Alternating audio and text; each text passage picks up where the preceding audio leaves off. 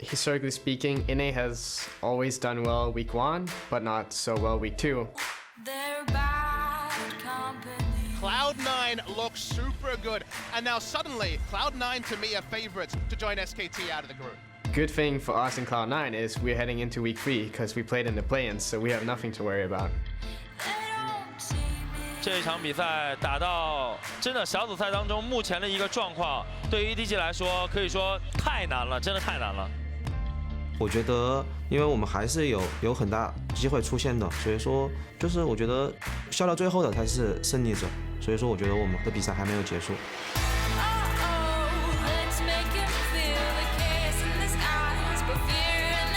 我觉得这一周对我们来说最重要的事就是我们要相信彼此团结。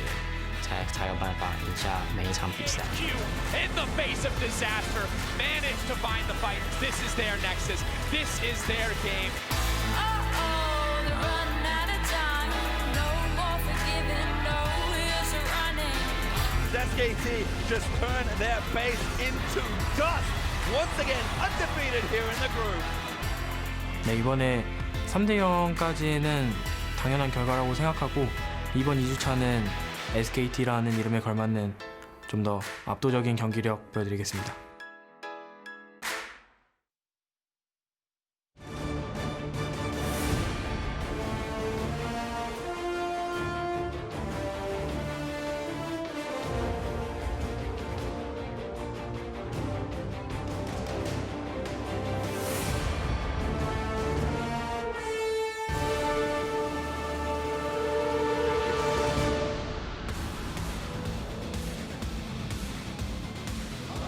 Welcome, ladies and gentlemen, to Wuhan, China for the final day of the World's Group Stage. After some close fights for quarterfinals earlier this week, we're ready for more action as the teams in Group A look to secure their spot in the knockout stage. It will be bittersweet to say goodbye to this arena and these fans who have been incredible here in Wuhan in support of all of their favorite teams and players. SKT making their way into the arena a short time ago. Heavy favorites here, sitting at 3-0 at the moment. Hello, everyone. I'm James Dash Patterson, joined by Indiana Frosker in black, Alberto Crumbs Rengifo, and Isaac Azale Cummings Bentley. 45 games played so far in the group stage over 7 days, at least 6 more to go. How you guys feeling? How's it been? How's the ride been? Rocky if you're an NA fan. Definitely Rocky as an NA fan, but the games have delivered, am I right? Absolutely. I feel great. You do? Yeah, my team. Even looking at EDG today? They made it out first seed. There's still hope. If Fnatic made the blueprint, EDG can also follow that. I think it's just been so fun because we've had so many upsets, so many crazy games. Really, I think it's almost impossible to have predicted all the games so far, the results that have come out, the impressive performances from Misfits and Fnatic coming back, you know, when people didn't really expect much of those teams. Very much so. Now, yesterday we saw Team WE become the second Chinese team to secure the first seed in their group after a solid comeback in their last match against Misfits Gaming. And it's been a long time coming. Team WE started their road in play-ins, and they started a little bit shaky, a little bit slow, but they're finally starting to warm up to the first, or the high compliments that I gave them coming into this tournament. I've always said I felt that they were the strongest LPL team despite being the 3rd seed, and people are starting to get a glimpse why I was so respectful to this team. And right now we're sitting with 2 LPL teams in the 1st seed, 1 Korean team as a 1st seed, of course, still left to play SKT and EDG today. Sure, just like Clearlove said, it actually is not decided until the very end, and even though they are 0-3, they do kind of have their fate in their own hands, so long as SKT do deliver that crazy performance. Along with Team WE, Misfits Gaming managed to take the 2nd spot after a dominating victory in the tiebreaker against TSM. The EULCS squad played in Challenger a year ago. Now they're ready for the quarterfinals here at Worlds, looking to prove all of the experts wrong yet again, except for Crumbs, of course. Yeah, well, I knew it from the very start. But yes, it's because this team has adapted well, and we were wondering about their breakout stars. You know, PoE and Maxar were going to have great synergy, but what about the top, and what about the AD carry? Who is going to step it up to the plate and deliver? And first week, it didn't look so great, but the second one, Hans Sama really just blew it out of the water. I mean, they all stepped up in some way, and to me, what really spoke to me about the team is that they built their own style, right? We're watching their style develop and find its way into the tournament meta. Yeah, and especially Maxlor. I do want to put a magnifying glass on him. I think his jungle pathing has been impeccable. That last tiebreaker game against TSM, he had to make the tough decision. Do I allow myself to get 3-buffed, or do I try to turn the tables on this Cho versus Jace matchup? After TSM's exit, C9 is the only hope for for North America as they find themselves in second place behind the reigning champions SKT. Now the LPL's EDG are at the bottom with 0 wins, but as we saw with Fnatic, nothing is impossible at the World's 2017 group stage. And if we've seen with Immortals, we saw with TSM, nothing is impossible for NA either. Definitely. Unfortunately, in the wrong direction. I still have some hope left, though, for C9, as they really did have a very impressive week 1, and they are one of the teams that looked like they were kind of creating their own meta. They were playing their own style and had some confidence with that. They've been here before. They have made it out of groups last year. They have been in the position where they're the last hope. They do look impressive, and when you compare them to Immortals and TSM, they look like the team that just is the better NA team out of the 3 that came here. Now let's check out some of the action we have in store for our final day here in Wuhan. First up, SKT look to keep their undefeated streak against AHQ before EDG start their comeback attempt against Cloud9. After our final quarterfinalists are decided, we will have a knockout stage draw to find out our matchups for the upcoming weeks. Then stay tuned for a special top 20 edition of Worlds tonight. Coming into today, the hometown team EDG are in a tough position, but they have shown the ability to come back from deficits before, most recently in the LPL Summer Finals. Okay, so the big name that we have to talk about today is Clearlove. He is playing in front of his home crowd. He is literally from Wuhan. So this isn't just a Chinese player playing in front of China. This is a Wuhanese player playing in front of Wuhan. He has been the rock, the spine of EDG, and if he crumbles, they will fall apart. He took spring 2017 off just because of the disaster that happened at Worlds. I thought for sure that was going to be his retiring point. He came back in summer, he drove them to the finals, looked down the barrel of Uzi, and took home the championship. And to have a devastating start like this is just crippling. Before, I would say EDG are done. They have fallen. There's no way they get back up from this. But Clearlove has reformed himself, and I think there's still fight left in them. And while EDG have been performing below expectations, Cloud9 are off to a great start, looking to secure their spot in the quarterfinals today. I think one of the most impressive performances from Cloud9 has been that of Contracts. You know, he is this very young player. He's playing aggressive style junglers. He's not conforming to the meta so far, though he can also play those tanks. And the way that he has been playing has been enabling their lanes, has really been defining the Cloud9 style. It's typical to talk about Jensen when we talk about Cloud9, but all of the other members building up around him has been key to their success. Absolutely. Here. Impact has been playing significantly better. You know that you can count on Sneaky and Smoothie to just be solid. They're not going to go pop off, but they'll be there and they'll support the rest of the squad, especially with Contracts and Jensen, as Azale was mentioning. That is so important in this group that you have mid laners that you can exploit, mid laners that are expecting a lot of attention as well. Now that said, we're doing a lot of building up of Cloud9 throughout the tournament. We've got a lot of faith in them, right? A lot of upside, potential. Where do they fall short? Where are the weaknesses and the holes in their play from week 1 that they could look to improve upon here in week 2? See, I actually think it goes back a little bit further. When I was setting up on Cloud9 getting ready for the play-ins, I was looking at the regional qualifier finals. I was like, well, Impact's having a better performance than he had pretty much the entire split, so that's already a great sign. But their decisiveness, especially around how they choose when to fight, was always kind of the drawback for me. I felt like their setup was great, but when they could pull the trigger, they didn't do it soon enough.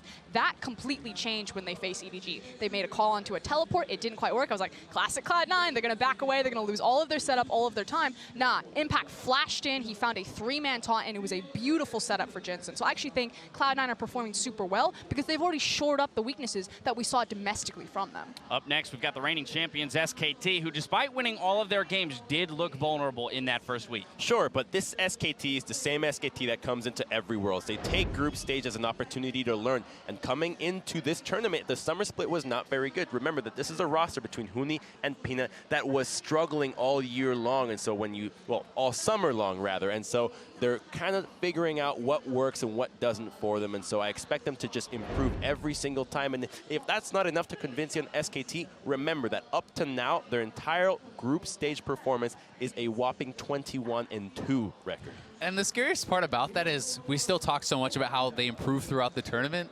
Well, they're going to improve from a 90% win rate, over 90% win rate. That is absurd, and that's the level that this team does bring to international competition. I mean, we heard Wolf talk about it in the intro. They're going to bring a level of dominance that rings true to the SKT name. In pursuit of perfection, man. They got 3 world titles. Now they just got to do it without dropping a game. Finally, we have the 2nd seed from the LMS in AHQ, who showed some promise in their first 3 games. And the guy that I really want to highlight is Chowie. Unfortunately, we haven't seen a lot of him. I think that, you know, they keep starting Westdoor, and I thought maybe it was a synergy thing, you know, between Westdoor and Mountain. They've been playing much longer together, but even if you look at that team statistically, Mountain's not playing more around Westdoor than he is around Chowie. So I don't know why AHQ keep kind of fumbling or splintering their team dynamic there. I'd like to see them commit to one mid laner. All right, well, as we close out the week, I'm going to give you one last chance to make a fool out of yourselves here. Down the line, predictions, top 2 getting out of the group. Frost? Unfortunately, I think I'm just the curse for NA. I'll actually take the flame here. NA is actually the curse for NA.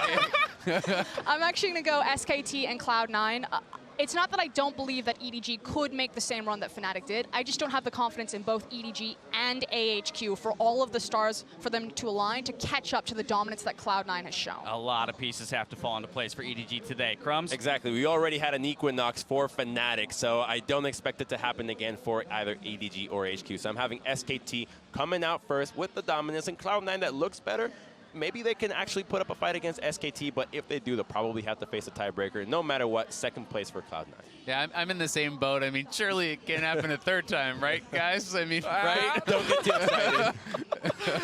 Well, you know, one thing I know is that when all of you are certain, things are definitely uncertain. Well, we've seen a lot of big plays so far this week, and we want to know what your favorites are. So hit us up at LOL Esports using that hashtag Worlds 2017, and we'll highlight them at the end of the day. For now, though, time to send it over to the casters to get us into the games. Enjoy. Thank you very much, Dash, and hello, everybody. Welcome to the Commonwealth Cast. I'm Trevor Quickshot Henry, joined by Chris Papa Smithy Smith, as well as Zach Rusty Pie. Top of the morning for the top of the innings. Love it. G'day, champion. Let's have a bloody cracker, shall we? And there's actually more synergy here than people probably know. You and I were teammates in a professional League of Legends team many years ago in a different world, not even OPL days, but secret synergy The here. three of us are from different worlds. I just wish we could talk about cricket and rugby. That's a different game, though. Today, we're going to talk about AHQ trying to fight for their tournament lives. They are starting with Westdoor, something that Frostgoon was talking about on the analyst desk, and of course the rest of the squad, Ziv, Mountain, Arn, Albis, and their coach, Green Tea. Their opponents, of course, it is those 2 times in a row world champions, 3 times overall, SK Telecom T1. Huni in the top lane, Peanut maintains his position in the jungle, FLICKR, Bang & Wolf, and your coach, of course, it's Kog'Maw. Yeah, it's going to be a difficult game here for AHQ. Look, last time they did challenge SKT, of course, FLICKR ran that Fizz, but it just kind of fell apart in the mid game, didn't it, Papa Smitty? And that was kind of my take as well. I must admit, I walked in a little bit late during the Champ Select. I saw Fizz against AHQ, and I was like, not against Westdoor, surely. It wasn't Westdoor on the day. But I actually thought that AHQ played well around Westdoor's pressure. They roamed really well. SKT had kind of a weird invasion pattern early in the game, trying to really get in the face of Mountain. SKT, I don't think has the tonic together yet to really dominate Worlds like we might have expected, but they're still SK Telecom, so hopes are high. It was curious from SKT in that game, to say the least, but I do have to commend AHQ. They were very quick to the punch, they did not hesitate, and they kept up. Yeah, and of course, 2 members that continue to perform throughout the week 1, Bang and Wolf, rock stars on the SK Telecom side. Right, we're jumping into week 2. We'll talk more about the individual players as we get into game. But something we were talking about over the course of week 2 is how each group has their own unique meta, their own flavor. And something I want to keep my eyes on is the Shen, and whether or not it becomes more impactful as the day goes out, or whether it disappears. Bit on the nose with the impactful comment there, because Impact, of course, has been our best Shen so far at Worlds 2017. But that's kind of been the thing that I'm most exuberant about. I sat on Worlds tonight last week, and I said, wow, it feels like things have stagnated. Where's the proactivity? Yeah. Some teams were proactive, some teams had new reads on the meta. We have Cloud9 with their aggressive junglers. So I'm hopeful, Rusty, that we get more innovation. We have seen a whole bunch of it, and I agree with what you guys are saying as well. This may be the Shen group, because we've already seen it to be super successful, and perhaps speculation would be that Shen is in the banned column in this group, but not yet. Not just yet, but Killister once again finds herself there, the 80th ban of the tournament. Huni will have his Cho'Gath denied, and if I run through the rest, Zyrakan removed from AHQ, as well as Talia, Galio, and Callista. So first pick, where are we going, Pop Smithy? Very interesting. I mean, Janna has been rising in priority. People have decided that they flip-flopped on where they started Worlds group stages at. It was Lulu over Janna. Now it's largely Lulu into Janna. SKT as a team have been opting into bot lane, heal barrier, defensive lanes. So I think they're happy to take whatever. I would imagine it's going to be the Lulu, and they'll just lock it in. Yeah, well, no hesitation as well, looking at the Jarvan with it, a champion that has seen some conflict on the Rift. Really good performances, but also some shaky ones. If you look back to Flash Wolves yesterday, having pretty rough showings. However, great champion, really big engage tool, and can navigate around Janna exceptionally well by being able to ult over the Monsoon or over the Howling Gales. Let's see, where do AHQ go next? We've obviously got a number of those high-tier AD carries still available. Tristana up as well. Arn's going to decide to lock in the Kog'Maw. Played it once last week.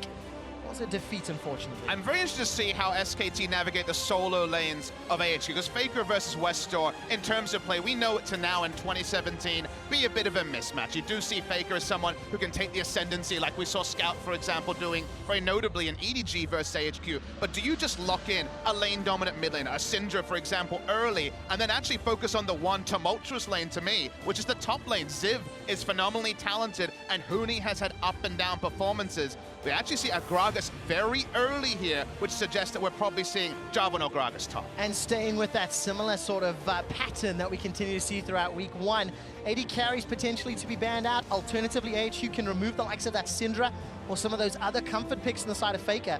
There's never really an easy answer with only 2 bans against that man. I mean, the easy choice here would be a Twitch and a Tristana potentially away from Bang, 2 very strong champions that you may not want to give him when you've got the Kog'Maw and the Janna running around. Maybe not match the scaling, force them into something earlier. And the thing you take away here is if you wanted Tristana, you were going to take it earlier.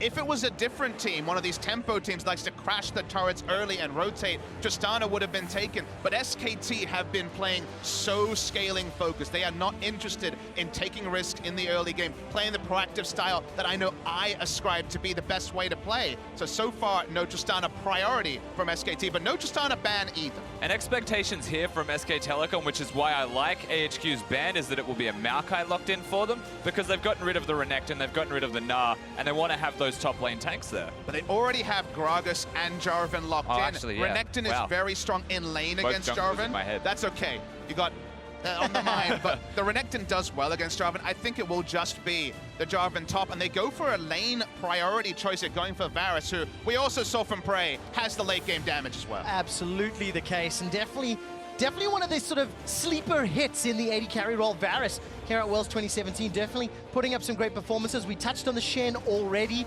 Game 1 here, locked in for Ziv. And I see a protect the AD carry comp if ever I've seen one. What is the door run to close it out? Does the Orianna, perhaps? That I would know be... it's not the best Ori, but Ori could just Fizz into FLICKR. We get the doors Fizz. No, we get the doors blind Fizz against the best player of all time. This is definitely the way we go. We were talking in the story meeting. Who would play? Would it be Westdoor versus Cho'Gath? It had to be Westdoor getting one shot against FLICKR before Worlds was over. He went with the blind pick and the reverse matchup from years ago. Please lock in the Kassadin. It is the reverse matchup from semi-finals 2015. In fact, it's the exact matchup. Exact matchup with FLICKR running Kassadin to Fizz all the way back. That was when it was a 3-0. The rest of the games didn't go in favor of Westdoor as well, but this was a bit more of an even match. And there was a solo kill by Westdoor in that game. It's the game you remember when you think of Westdoor versus FLICKR. It traps you into thinking that actually it was Westdoor doing well overall. That was the game where Westdoor stood strong, even against FLICKR. All right, let's step back. Rusty, what do we see when we look at these two team compositions? I see that split pusher in Fizz on the side of HQ, and the rest of it screams, keep on alive. Yeah, it's definitely protecting that Kog'Maw with 2 big tanks to stand in front of him. The wild card is definitely going to be the Fizz from Westdoor. And what's interesting is that SKT chose to match the Fizz, have the teleporting mid laners, have the potential 1-3-1 there for both teams respectively. And that does raise some questions as to why AHQ would take them on in that. You know that Kog'Maw has a large voice in SKT's team comms, but when he sees a blind Fizz lock-in, I bet FLICKR's voice gets suddenly louder. He wants to opt into it. Both teams have strong 1-3-1, but 1-3-1 plus Shen is an extra global, so it's an extra variable for SKT to consider. Oh, so exciting in game 1 here in our final day of groups. It's like a present being unwrapped, and it's fitting that the Gragas skin that Peanut's running is the Christmas one as well. Papa Smithy, we're jumping into AHQ taking on SKT. And for the miracles to align, the equinox, as Crumbs called it, AHQ need to start picking up some wins, and so do EDG. We'll see if they can start right now. And on the side of SK Telecom, it's all about, okay, you won 3 games, but interestingly, it was a bit of a slow one for SKT. We'll definitely be able to complement that with some stats and things, but SK Telecom still have questions to answer, even if the record looks clean. Yeah, and whilst the early game may be a question for SKT, it hasn't been a major strength for AHQ either, respectively, for themselves. And this is one thing you would look at in this matchup and say, well, AHQ need that if they want to beat SKT at all early pressure, some kind of control on Summoner's Rift is very important. I mean, you look at this game, and AHQ have almost looked at the same stats that we did and say, wait, SK Telecom's playing for the late game, we'll go for scaling. They've had famous games at Rift Rivals against EDG this tournament where their late game team fighting wasn't a question.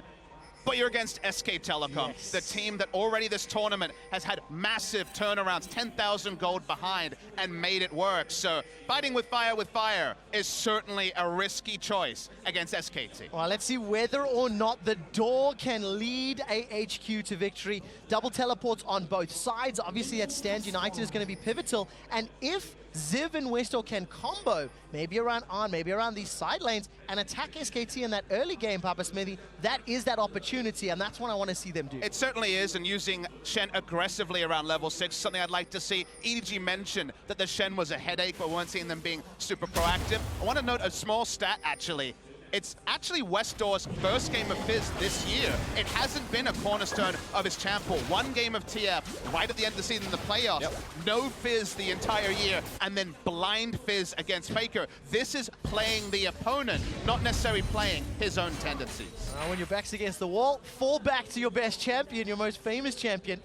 Let's expand a little bit on the SKT early game struggles, gentlemen, because it is, still a team at 3-0, but their goal difference at 15 minutes, minus 1,000 gold, 12th of the teams here in groups. Damage at 15, low as well. Opponent towers, they've conceded a whole bunch. And it's a story that SKT have dealt with year after year, ramping up in week 2, week 1 being a little bit weaker. You look at the stats here, goal difference at 15, 12th out of the 16 teams in the group stage, 14th in every other stat basically here. They are not having proactive early games. They're opting into scaling. So while the scoreboard does read 3-0, I think the same question marks about adaptation, about showing something new, should be raised about SKT. I think they took that adaptation and they ran away with it in these games last week. They are playing very passively, and a lot of that is through the jungle position where Peanut hasn't been super proactive running around on the Rift. Let's see where Peanut is right now. Already done that clear, started on the scuttle in the top corner of the map, give a little bit of additional coverage for Huni. And keeping a close eye on the rest of the lanes, we've got a pretty standard farm alarm here as the game opens up. Huni gets the flag and drag, Ziv replies with a small taunt, and it's just some cheeky trading back and forth, and nothing really to speak of yet. I'm looking to see where the junglers prioritize their first ganks. There's a very real chance that if you're the Gragas here, you'd be looking towards the top side when it bounces back. So not immediately, but it's a really good place to get a Jarvan rolling in. He can influence the rest of the map extremely well. But the other thing to do with this top lane you mentioned earlier, Quickshot, is the fact that Fizz can go up there could affect that. But if you get to mid-game, he could affect that even better. Most Jarvans will go 2 offense items. Fizz can assassinate that very handily because they both have teleports. The map presence from that play is very significant. And taking a step back, when we look at lane priority, Jarvan certainly will have the pushing options in the early game against the Shen. So top lane, you'd go to SKT. Varus, Lulu is a very oppressive pushing lane in bottom. So in 2 lanes, they actually have the ability to potentially invade around the pressure of Peanut. Peanut largely has spent this tournament around top and mid lane providing wards, almost a throwback to Benki of last year and famously his playstyle. He has not been invading like a lot of Worlds fans saw at Worlds 2016. This is the sort of game where if they play around their priorities, they have a lot more flexible options just because they've adapted their draft a little bit to have some presence in the early game. All right, well, let's see where that presence appears, gentlemen, because it's about 5 minutes in.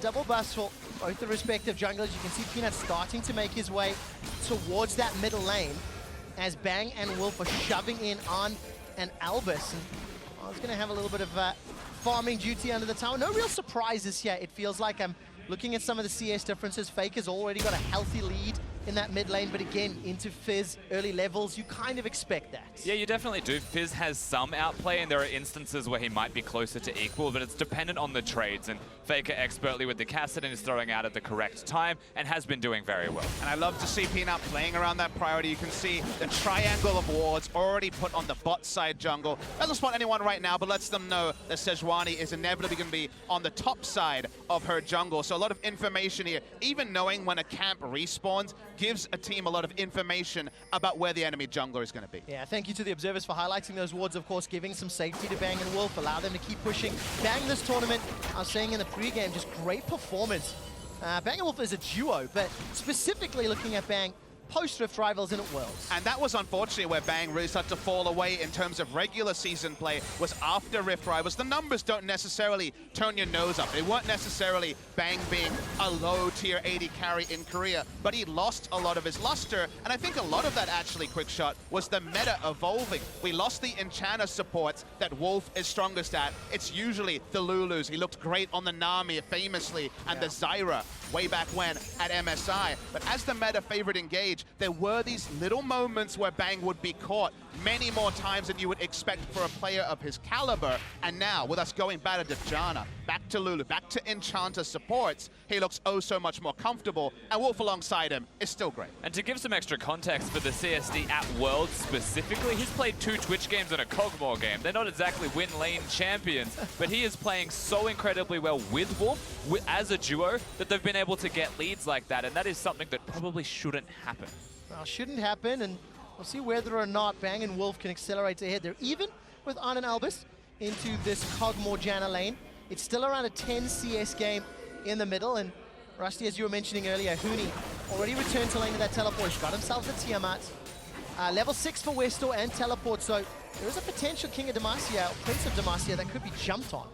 There definitely is. It's a place that I will be keeping my eyes peeled towards. Having the Tiamat, you can see contrasted by Ziv's Barmy Cinder, means they'll both be focusing on clearing the waves, which to me speaks that AHQ's strategy may be around 5 people towards the bottom side of the Rift. You know that Peanut, as you mentioned, Papa Smithy, loves the top and mid sides. Well, there's a very obvious place that you can go that isn't where Peanut is. And definitely, and I like to see where Ziv goes from here. A lot of top laners on Shen will actually go Barmy Cinder into Tiamat for the most possible wave clear. If they are worried about the potential for Peanut to take over Mountain's jungle, you go double early game focused wave clear items and try to match pace with the Jarvan, if not actually have the skills to eclipse a Jarvan. All right, well, first teleport already being used. Down the bottom lane, a number of pings from SKT. Yeah, Peanut spotted him quite a while ago. Didn't have the vision, but was physically there to see him. It was only Westdoor's teleport, so don't take too much from it. He's just going back to his middle lane anyway, seeing what they could perhaps get done by poking their heads around. Yeah, maybe a little optimistic or opportunistic. However, nothing really gained or lost. It's still a small advantage for FLICKR, and he's going to maintain that teleport. So important to note that FLICKR can react to a Stand United play if it were to break out offensively in the next few minutes. And we continue just this even farming game, and it's going to be an interesting mid-game because there is a lot of engagement, a lot of potential for engage on both sides. If anyone is caught napping, if anyone's vision starts to fall behind, and look at this, Mountain already bullied out of his jungle. But that's because Westdoor is bottom lane right now. It's the EDG mantra from AHQ right now. Find any opportunity to go towards the bottom lane, get your Kog'Maw ahead, and when it's ahead, you have a win condition. But you have to remember what they concede, what they sacrifice, and give away to make that happen at all. Right now, it's a Fizz's blue buff. Yeah, you're getting Kog'Maw even CS by basically clearing out any bot lane pressure, but you are giving bonus objectives to the side of SKT. So SKT playing around pressure, something they haven't been able to do because that was not the mantra of their drafts in week 1. It's not a surprise that they're showing that, but it's good to see some strategic flexibility as they roll into an inevitable best of 5 phase. And we're going to be looking towards the rest of the games today as well. 3 games per team minimum. How much growth have we seen? The analyst desk was talking about the ridiculous win-loss of the SKT organization and franchise in groups. Yet we can still look at clear weaknesses, clear areas of opportunity that could get punished. And it's up to AHQ to demonstrate over the last week. They have learned, they have adapted, and importantly, they can do so. That worry that history will repeat itself. Albis is very aggressively trying to hold the lane here for his AD carry. Does so well. 2 minions have died, and Arn should be able to get that last one as we catch a quick glimpse in the mid lane. Flash still available for FLICKR. Let's see where the CC comes from. There's the permafrost as well. Chum the Waters tags from a good distance. First blood to Westdoor. Very simple. They held on to everything for just the right time. Really clean execution there. Getting first blood for Westdoor on the blind pick Fizz will only help the mentality of AHQ. And super awesome to watch the mind game from Mountain against FLICKR. They forced the flash out of him. He knew that it was happening sooner or later and just casually walks up to get the 4th auto attack. Guaranteed stun from that point. FLICKR probably shouldn't flash at all. Really well done by AHQ. Get themselves a small advantage. And of course, the kill secured by Westdoor is just fantastic. Here's a replay of the mechanics. Yeah, and you'll see that the first spells hit the flail from Mountain. Westdoor's done most of the work so far. Hits the fish as the stun connects, and really good layering of CC from them. And then Westdoor and Mountain's awareness of Peanut was the other big substantial thing there. They tried to dodge the cast. There was actually vision over that wall. I feel like it was just the decisiveness caught FLICKR unaware, and in the end of the day, he falls. Like you say, the mind game for Flash. Unfortunately, the Sejuani's faster, so there was no way for him to stop a literal melee range ultimate, so he chose a flash, it failed. Very nicely engineered by AHQ. And it manages to give them a minor advantage, though. A huge amount. Westdoor continues to trade with that Urchin Strike, and first items were picked up, gentlemen. It's actually SKT a little ahead of the curve. That Rod of Ages completed. Bang going for a Wit's End first item. Obviously going to be benefiting the rest of the squad as well, but that's a little against the norm that we're usually seeing with that Rage Blade first. Yeah, for me, that's just by spiking sooner and also spiking as a skirmish with more than 2 people in the fights. Lulu does a little bit more damage as a result of it, with an Ardent Sensor spike having ability power, but Kassadin now is also super relevant, as is Gragas, if they're hitting the same target that Bang is, and that could be a result of, if we fight, peel for Bang. And it's the sort of thing that I want to sit back and really think about to try to uncover why, because we know that Rageblade synergy with particularly the Ardent Sensor is the big reason you'll rush Rageblade, because it's on hits, and of course once you get the Ginsu's Rage with 6 auto attacks, you're applying them twice, you're getting the big on-hit healing. To me, I look at this with a double teleport team and I say, I get Wits in for damage for fighting early, and that means probably going to see some 5v5s in the bot lane if things go SKT's way. I love it when there's parties in the bot lane. It gets me very excited. We're in China. It's what happens here in every game of League of Legends, as far as I'm aware. Is that true, Rusty? Can confirm. We love bottom lane a lot. A whole lot of bottom lane. All right, let's see whether or not it'll go SKT or AHQ's favor, because it's still an even game. Ardent Sensor picked up by Albis, so he's slightly ahead of the timing. But I want to just draw our attention to the CS differences for Westdoor. Still around 9 CS down as we're approaching 15 minutes. Westdoor's CSD at 15 in groups has not been great. Minus 31, as you can see on screen. And we'll see whether or not the potential kill threat here, or at least engage threat, can help cover some of that negativity. The weirdest thing about Westdoor in the middle lane is how much time he spends out of lane, but not necessarily working with Mountain, just being invisible. Sometimes he'll go bottom lane, we saw this in this game already, by himself, just to have a look to see if he can get something done. Teleports to look at something with Mountain, doesn't commit to it. All of this time, FLICKR is farming, or his opponent mid laner is clearing the wave before they roam, and that's a lot of the CSD that he's having negatively for Westdoor. Saw the roam around top blue buff, now we're seeing the same sort of roam here. Smited by Mountain. And just to pick that up, I think Peanut smoked just a little early in that one. So it seems like both teams in general are doing what their drafts and where their pressure lies. So far it's been very ordered, if not a very explosive game.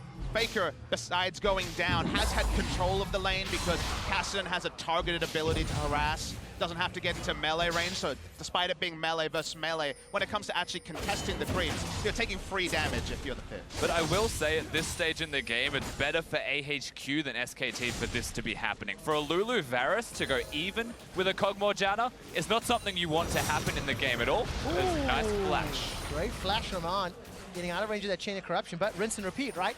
Now the window is open for that bot lane party, gentlemen, here on Chinese soil. And bot lane parties haven't been SKT's game plan so far at Worlds 2017. They've had Peanut play around covering mid and top. You see Witsand, you see an adjusted playstyle. The itemization supports what we're seeing the jungler doing. And it's good to see that sort of ordered decision-making that even on reflection, even on a VOD review, you'd compliment for SKT. But the question is, does AHQ realize that and just really reinforce their bot lane? I mean, it has been a week, right? It has been, 7 days since the last time these teams have, 8 days since they've taken to the stage, and we know the support staff for HQ, we know their adaptation ability, we've seen it multiple years in a row. Mountain is gonna bully Peanut out of his jungle.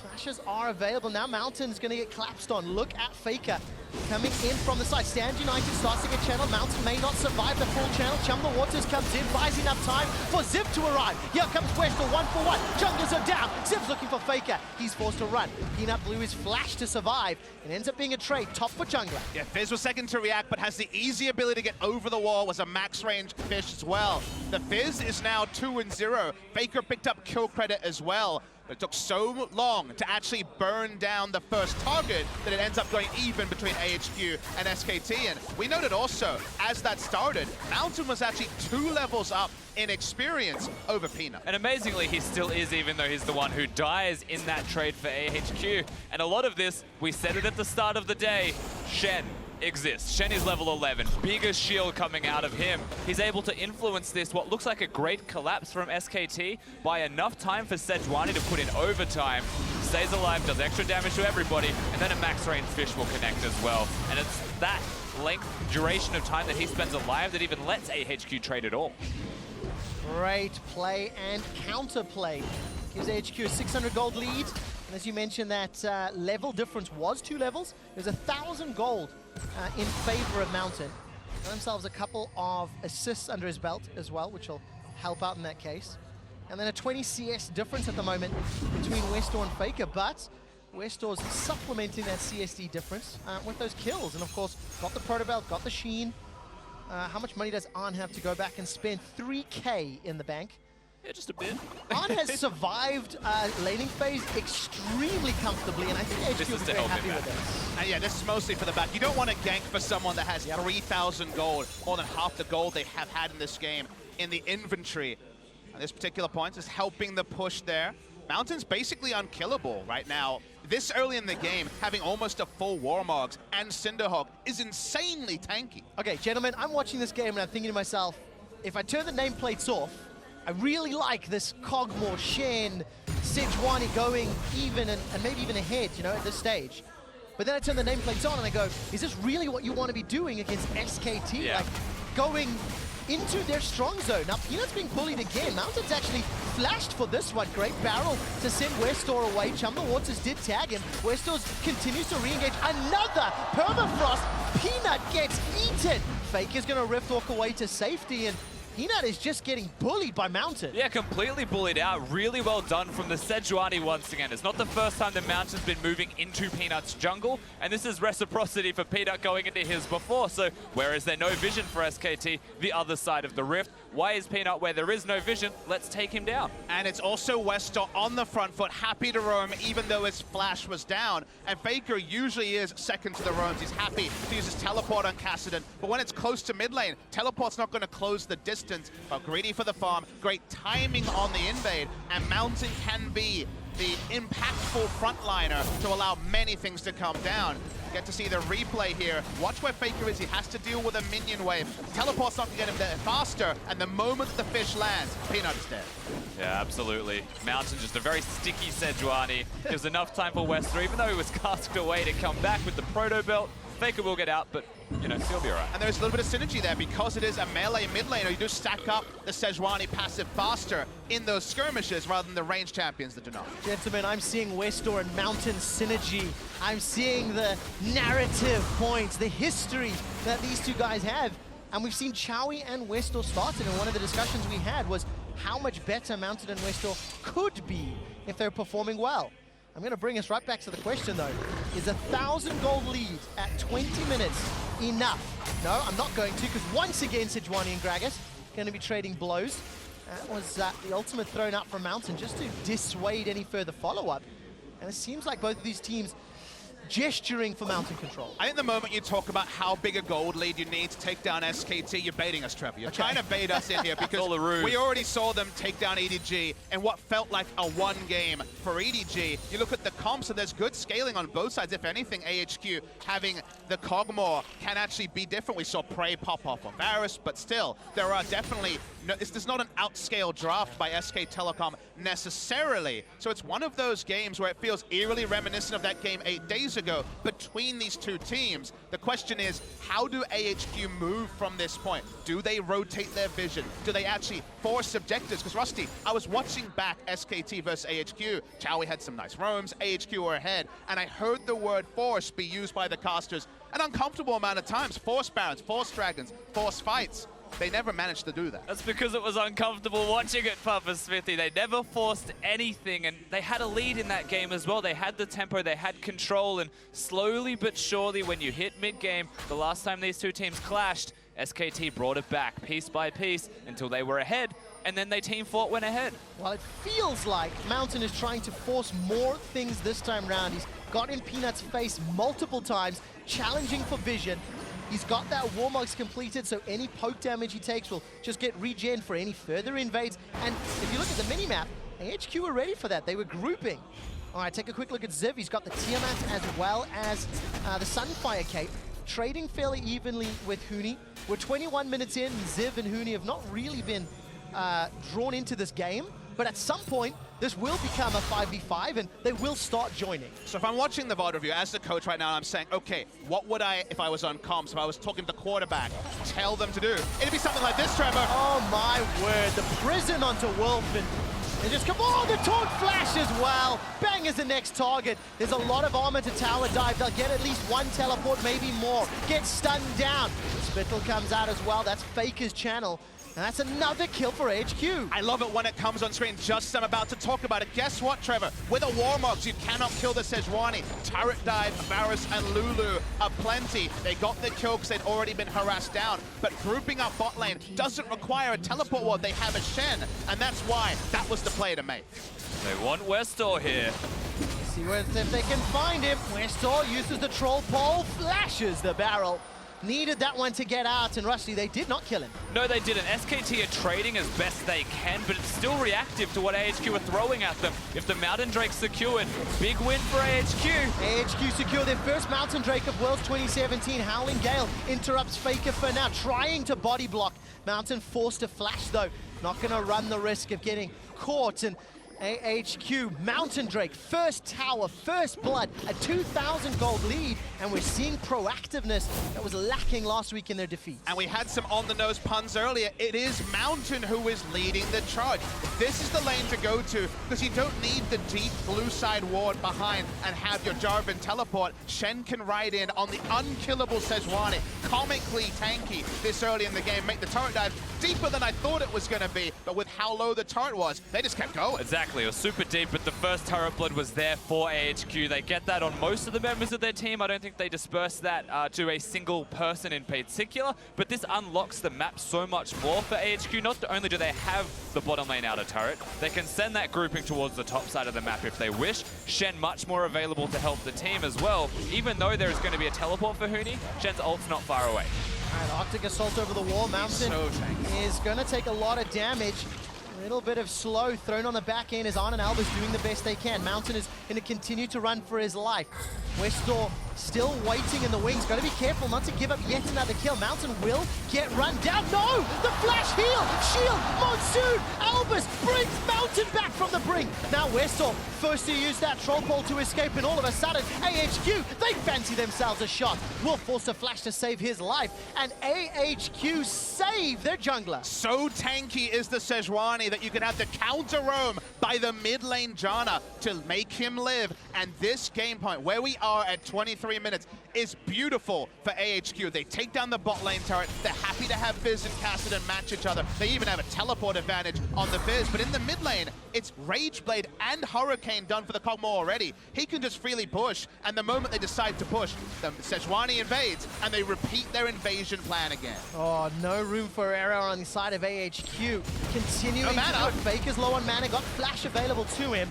Peanut doesn't have that ultimate either. Stun comes down, FLICKR's going low, forced to flash over the wall, gets just enough for one last Rift Walk to escape. And AHQ, by the way, secured the latest Tower First Blood of Worlds 2017. They still maintain a small gold lead here of around 2,000 gold. And when we look at AHQ's performances throughout Group Stage 1, they actually remained even for most of the time. They were not in a major lead, nor were they in a major deficit in comparison to how close they were. And this feels a lot like the LMS special, just as much as it is AHQ. There's a flash walls problem that they were running into as well. They get leads, but when you hit a point where you're not sure how to utilize that lead to finish off a game, AHQ with lesser amounts of leads granted, they still stagnate. They still stay in the same position as everyone hovers around them because they're not too sure where to go next, it feels like. But loss minimization is a skill in League of Legends as well, and 1, those games were all very different. The C9 game was definitely a C9 favored game against AHQ, and yet largely they stayed within touching distance. To me, if you're a coach, you look at that and think, all right, well, I don't actually need to change things too much to slightly move that one way or the other. He's trying to look for it to be more of a lead, and in this game, it still isn't a big gold lead, but the tempo they're playing at, the way they're playing the 1-3, and the fact that Mountain has gone from reactive to proactive makes you look at those stats and say, wait, could AHQ do this? Which is not something I would have said pre-group stage starting. Mountain being proactive, but also just picking the Fizz in the middle lane, to me, adds that extra layer for the composition. Are we endorsing this, Rusty? The blind pick Fizz? Look, I'm not endorsing Westdoor, blind yes. pick, but I'm endorsing Fizz for AHQ and for Westdoor. There is many impressionable solo queue players out there. They're going to hear that soundbite. They're going to take it away. So definitely temporary. Papa Smithy, I have a message to solo queue. If you think you're the next Westdoor, pick your Fizz blind into FLICKR. Because if you can win with it, my word, what a message. Remember Wolf no flash from earlier?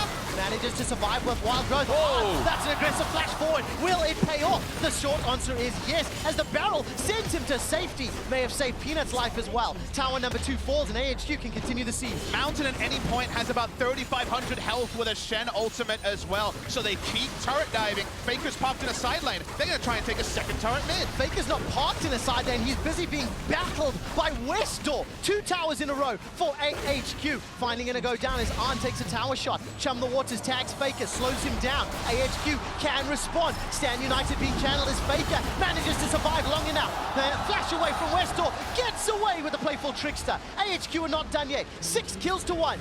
Manages to survive just barely there, Westdoor, from the reinforcements rotating from mid lane straight to bottom. Very clear plans coming out of the LMS side here. On the opposite side, Huni's trading as best he can, but kudos to AHQ. They're being proactive. They're making the plays. Mountain is a monster. And a lot of people come into Group A thinking it's SK Telecom, of course they'll win. And honestly, you feel guilty of that being an LCK caster when it's those toss-up games in Korea. But the thing that's happening more and more often this year, post-Rift Rivals, is that SKT have lost. They have not lost this game, but they haven't shown adaptation from the passivity and negative play they were showing in group stage. Compared to their 8 days of preparation time, I'm not seeing the SKT squad that, since we went to group stages, in group stage week 2s, they're 6-0. They've never lost in week 2 of a group stage. I'm going to regret this. Is this the first time? It's a little early to say, but AHQ have got all of the ingredients and they are showing that growth, Papa Smithy, that we've not seen from SKT. I'm so excited to hear Rusty's answer this question. What I will tell you, though, is that all even that thought. Now say it. Even if SKT win these games, it should be a caveat for expectations for them going forward because they're not showing change. They are being stubborn, and it still feels like weak victories, even if they do get over the line first. I can answer this, or can I? Or are they going to fight? It's the question. All right, Arctic Assault comes forward. I'm looking for the prison. Peanut is already stunned. Chum the Waters. That's a great zoning ultimate. Not going to allow the escape. Wolf forced to use the Glacial Prison and he's popped. On gets another. That's a double kill. Dash forward, flash away from Faker. Using that Rift Walk instead, rather. Mountains on a killing spree. AHQ, 3 kills for 0. And straight to the Baron for AHQ. They're not looking at the Mountain Drake. It feels like they've answered for me, quick shot. They are putting in work. They're getting engages and they are winning these fights. Both these AD carries had the same playstyle in fights. Want to stay in one spot, throwing out those Hurricane Bolts. But the difference is always when you have Rageblade versus Rageblade in the tank line. And Mountain can jump into everyone. The Assault means that no one can get past him. And Bang is zoned out of damage in most of these fights. AHQ get Baron, extend the gold lead to 5,000.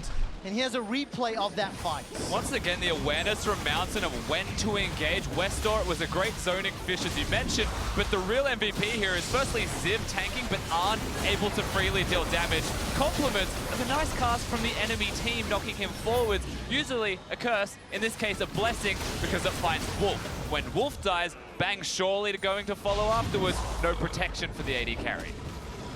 Well, there's a story and a half. When you have a front line as robust as AHQ's, Arn does not drop auto attacks. Bang very early had to go up this cove towards the blue buff because he was afraid of dying, was killed at the end anyway, such is the reality of a Varus. We do not see Huni and Peanut as a robust front line. If you think about it, why are they fighting? Huni has a damn Ravenous Hydra. He is not set up to be a front line like Ziv and Mountain are. Well, unfortunately for SKT, those questions mean another Dragon goes the way of HQ. 2 Mountains to help close out this game. Fitting, they had 0 leading up to this point. And, you know, you look at the LMS as a region, and it's been a trying few international events, if we put it that way. Used to be known as the Korean Killers. You know, used to be able to take down LCK squads. And AHQ maybe keeping their playoff dreams alive, maybe keeping that crazy shenanigans possibility. Because this gives hope to EDG. This breaks the group open just a little bit more, Rusty. It definitely does. AHQ with the right foot forward to try and close this game out. We know SKT are keeping themselves in it. As turrets are being sieged, note that, yes, a Mountain Drake went to AHQ because SKT chose a turret. And then they chose a turret mid lane for the Drake again. They're trying to get gold. They've realized it's very important to have gold for items so they can at least match the fight that is being thrown at them. All right, AHQ are matching the towers. That's the 6th that they've taken down. Westdoor trying to keep FLICKR away. Inhibitor is the focus, and keeping my eye on Arn. Huni, by the way, bullied out of lane by Ziv. So Ziv is going to push that one up. Level 17, that stands United at max ranks, and it will provide a gigantic shield to whomever is the target. AHQ playing this one patiently and controlled. 1 minute on Baron, multiple lanes pushing in their favor. Note that Huni could have teleported onto the deep ward, but they don't want to fight. They don't feel like they can win if he flanks, so they're giving up the inhibitor for free. And can AHQ get any more? Rift Talk to safety from FLICKR. Ziv peeled away from that top lane, and mid lane needs to be pushed back, but Super's in the bottom. This is going to give more control to AHQ. It means that in about a minute from now, bottom lane will start to push for itself. They don't have a whole lot of Baron duration left, however, to utilize all 3 lanes pushing at the same time. They'll let bottom go in, it feels like. Mid lane, big priority because Ziv is doing so well against Huni. And if they ever keep Huni away from the team fights, he's a damage-dealing Jarvan that's stuck within the confines of his own base. That's really poor for SKT. They need to unlock Huni. And that's why the build, to me, is a bit of a question, because it's really good at split pushing. He took down 2 of the turrets from AHQ's bot lane perspective, so he feels like he's done his job. But just like we saw when Samsung played Trundle, at some point you can't split push because the game is being lost in the 4. They don't have the vision or the map pressure to actually push out and have, say, for example, Kassadin matching Fizz and Jarvan matching the Shen. Shen will always have the advantage in a team fight if AHQ choose the time, because Stand United provides instant fight impact. You see FLICKR trying to chase down Westdoor, but seems optimistic at this point, Trevor. Yeah, looking at the itemization, Protobelt, Hourglass, and Flash available for Westdoor. Obviously, Hourglass for FLICKR as well to complement that Roa and Lichbane. And of course, AHQ, they are the ones that have been forcing the fights. They have been the proactive ones. And coming into today, Papa Smithy, you were very critical of the lack of proactivity. We said it on the desk. Well, proactivity is currently happening in the top side of the map, Quickshot. Oh, look for the flash interrupt from Mountain. May not be enough just yet. Huni locks everybody inside the baby cave. Teleport's going to be completed by FLICKR, but it's a 3-on-2. Redemption coming down from SKT, buys a few seconds longer. Mountain still on top of this game, leading the way for AHQ. Got the prison down, holding FLICKR in place. Rift Walk is used and Flash is still available, not yet needed. But the heads up from Mountain to focus the next target. Just beautiful to behold. And the comms from SKT have to be questioned. Oh, okay. All right, didn't quite see how that happened, but all of a sudden, Westdoor got insta-gibbed. That's what you expect from a player like FLICKR. And the crowd erupts.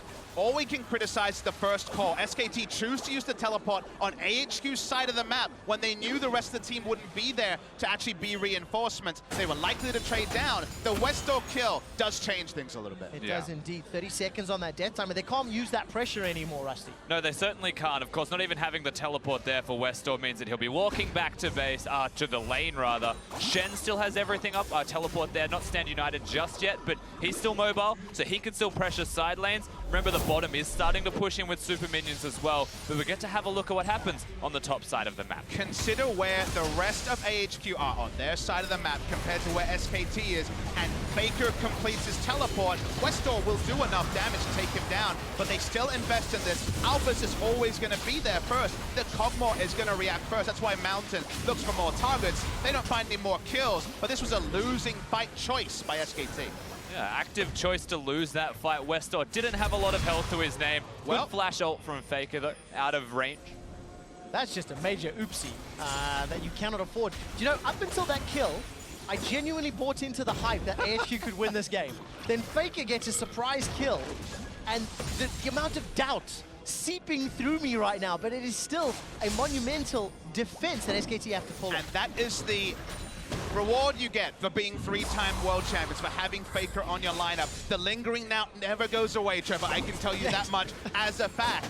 But this is once again AHQ playing smarter than they did last week, growing the same lead that they were able to get against SKT last time, and SKT also making more of the mistakes. If you remember, those mistakes were often front-loaded. They were 15 to 20-minute mistakes. Now we're seeing 30 to 35-minute mistakes. It does not look like the SK Telecom that everyone holds to that high standard. And here's the thing for me though, for AHQ, there's still absolutely hope. It's a 6k gold lead, 2 Mountains. I'm looking at the Baron over the Elder as a bigger priority. It's very good as a siege enabler for this side, and I do think they should be prioritizing that buff. But at the moment, it feels like they're prioritizing the team fight on getting the pick first before they go for the objective. Hey, why not both? If you get the team fight, maybe you can look. Of course, that Elder Dragon not going to empower anything on the side of SKT. As AHQ are going to start this one off. SKT waiting in the wings. FLICKR can come from that blue buff, and AHQ decide to peel away. Chum the Waters once again forcing Bang's flash. FLICKR is off on the sideline looking for the engage opportunity. Cataclysm can come down. That is a great prison. Bang continues to get zoned away by Mountain, while Huni and FLICKR get shut down inside the Cataclysm. FLICKR's going to have enough time to Riftwalk one last time. Now AHQ looking for more. Their super minions working their way towards the inhibitor, which has respawned. And the question is, do they go for the end or just the inhibitor? With a teleport coming in, it's a risky play, but that's one carry gone. It's only Bang with real ranged wave clear, and he has no flash, so he can be easily collapsed on. I think AHQ's smelling blood. Are they going for the game? Zip's going to tank up the Nexus turret. Now Peanut left That's standing one gone. alone. That's one already down. The second is about to fall. AHQ, they're not being challenged. SKT, they can't stop them. AHQ are onto the inhibitor. They've turned for the kills, trying to get one or two more. And AHQ strike down SKT. SK Telecom may be the best squad to ever play League of Legends, but they are not the best squad at Worlds 2017. They continue to go for very defensive comps, but they make mistakes. You can see FLICKR's face. He is mad. For the first time in SKT's history, they drop a game in week 2 of the World Championships. I sat there watching SKT's games from week 1 last night, reviewing, and said, I don't know how this team is 3-0. They feel like a 1-2 team with how they've played. Their late game team fighting has been picture perfect, but the passage to late game team fighting has had pitfalls left, right, and center. Every player in the early game has looked unfocused. The game plan, the aggressive teleports when they're behind, unfocused. SK Telecom have a lot to work on, and not time, Trevor. They have to play 2 games more today, and even if they get through, suddenly teams waiting for that quarterfinal draw will say, hey, maybe. Maybe you want them. I mean, they're no exception to the rule of having some weaknesses here at Worlds, but credit where it's due to AHQ for having a fantastic performance. Namely, if we're going to pick a player on this team that stepped up to the plate, absolutely Mountain. That guy had an incredible performance. The engages, the aggression, something that we haven't seen from them in the first week, was very prevalent here, and that was against SKT. Near flawless. It felt like every time Mountain was somewhere, there was support for the rest of the team. I will forgive that single death from Westdoor now that they've won the game, but unbelievable performance in this now, but it really widens the whole group. If EDG start to pick up some wins, it just makes it very confusing. The belief is there now, Trevor. Oh, it really is. So AHQ managed to take down the undefeated SKT. For more, let's head over to the analyst desk. I can't believe it, quick shot. What did I say? When everything seems certain, it means nothing is certain. AHQ with a big victory over the undefeated SKT at this point, moving to 2-2 and blowing the group wide open. Yeah. And I think the stat that was pointed out is actually pretty absurd. This is their first time they've ever lost in week 2 of Worlds groups. So pretty insane that AHQ is the one to take them down. And I mean, SKT showed some real weaknesses, but a lot of credit, I think, has to go over to AHQ as well and how well they play. Crumbs, isn't it just fitting that they do it with Westdoor's Fizz? Yes, exactly. The Fizz was such a smart pick from here because if you watch SKT and the way they play, when they commit to Gragas, Jarvan, Varus, and Lulu already, you can expect them to go with a diving composition. It fits the theme of the meta. You want to dive the AD carry. And so I was expecting SKT to go with a Fizz and AHQ to go with just a standard mid laner. But taking it away was a huge deal because you already have a 1v1 split pusher that's going to be a relatively even lane, but you have Shen on top of it. So you win that matchup already. And then how is SKT supposed to kill the Kog'Maw if his build is effective? He built beautifully. You've got your Randuins, you've got your QSS, your Wits End. So they played the composition to a T for what SKT brought out. And this AHQ lineup all of a sudden, 2-2, they could actually be making a run for it. And all that being said, we can get into the role, but I want to focus also on Mountain, because Mountain, I think, you know, in the early game was incredible. Yes, Westdoor's Fizz was picking up a lot of the kills, but it's Mountain who was everywhere this game. He was out farming Peanut. He was controlling the lanes and finding gank after gank after gank, despite the immense amount of vision that SKT had around the jungle. And I just think that he deserves so much credit for this win, was involved in everything and straight up outplayed Peanut. Yeah, and there's really only 2 options for AHQ in the early game in terms of how their composition came together. Either you look for the dive bottom because you have the Shen, you can get there first, or you continue to blitz into Peanut's jungle and use the Shen on the Sejuani, and then you follow it up with a Fizz, and that was kind of their key to success. And Peanut has kind of been very quiet. Yes, he's putting down a lot of vision, they're gathering a lot of information, but this isn't the heavy ganking style Peanut that we're used to seeing, you know, of seasons past, of Rock's Tigers past. Right. He's almost been molded into Bengi-esque. It's been neutered. I guess, yeah. AHQ, they build themselves a small lead, but it's, you know, the truth of watching an SKT game when you look at a small minor lead or something like that against them, and you say, I still have faith in SKT. There's still that opportunity for them to come back. We've got to wait until we see the team fights and watch a team actually close on them to come away with the victory. That's exactly what happens at 29 minutes of Fight in the River. AHQ coming up big. This replay brought to you by Acer Predator. All eyes really need to be on Albis and how he's going to play out this fight in particular, because it's how he doesn't get involved in all of the damage and then is able to hit the redemption, hit the heal, and bring his team back to life as soon as SKT try to make that dive. And to me, this is kind of very reminiscent of the fight that SKT had against EDG when they're massively down. They find the perfect combo, but this time the Janna is on the outside, does not get hit by any of the damage, channels a full ultimate, gets the redemption, throws down a shield, and when you are behind and you have that Ardent Sensor support putting out so much healing and so much shielding, you really can't punch through. But the difference between this game against against AHQ and the one against EDG is that the draft from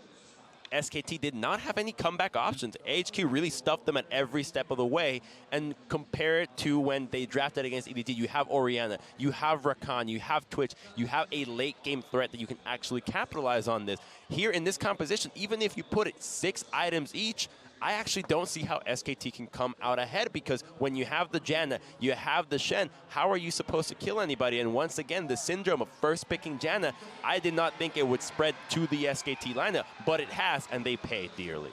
So one little thing. Okay, all right, I will say, you're counting out FLICKR on Kassadin. Yeah, I mean, come on, you're talking about late game options. I think that I would put more faith in a level 18 6-item FLICKR on Kassadin than almost anything else. Kog'Maw with Wits End, with Mercurial Scimitar, so I think with you're trying to avoid Janna, the fights, Shen. right? In that situation, I think you're trying to take over in a side lane. You're trying to find picks. Yes, but I mean, there's also like Jarvan is building for a split push style. To me, so much of this game came down to how Mountain played and how the 3-man core played, because the SKT, I think, is trying to spread the map. When you're going Ravenous Hydra J4, I think you're trying to be in a side lane. When you're building this Kassadin, I think you're trying to scale up and be in a side lane, and that's how SKT, I think, wanted to win. I'm sorry, Crumbs, I want to get Frost in here before we go. I'm ready to take off the kid gloves with SKT SKT. I know what you're saying. It's FLICKR's Kassadin, but at the same time, if you cover up those nameplates, They made mistakes. Exactly. You look at that. If that was TSM playing, they'd be roasted alive right now. But we're like, it's SKT. 10K gold down, 9K gold down. They're always going to come back. At some point, they're not going to come back. If they keep playing like this, they run into Longzhu, it's done. And to be fair, I wasn't saying that they shouldn't get criticism. I'm just saying if they got to the late game, they have options. We want you to hate them now.